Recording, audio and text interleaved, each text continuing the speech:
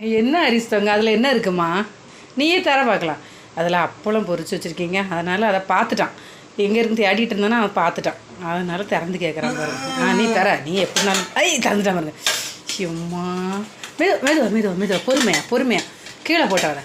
எம்மா நல்லா அப்பளம்லாம் பொரிக்கிறதே இல்லைங்க. இவனுக்கு பயந்தே இப்போ எண்ணெய் பலகாரம் எதுவும் அவ்வளோவா கொடுக்குறதே இல்லையா, எப்போவாவது கொடுப்பேன் அவ்வளோ. இதில் வச்சுக்க மக்களா, பிள்ளை தான் தருவேன். ஐயா இன்றைக்கி மதியானம் சாப்பாடு சாதம் காலையிலே செஞ்சுட்டேங்க.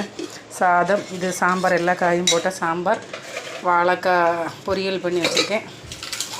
அப்புறம் இது மாங்காய் கோஸுங்க. எங்கள் ஊரில் மாங்காய் கோஸுன்னு சொல்லுவாங்க, அங்கெல்லாம் மாங்காய் ஊறுகாய் அந்த மாதிரி சொல்லுவோம். அதுதாங்க இன்றைக்கி தான் ஹரிக்குட்டிக்கு சாப்பாடு. பார்த்திங்களா, வேறு எதையும் எடுக்க மாட்டான், அப்பளம் சாப்பிடுவோம்.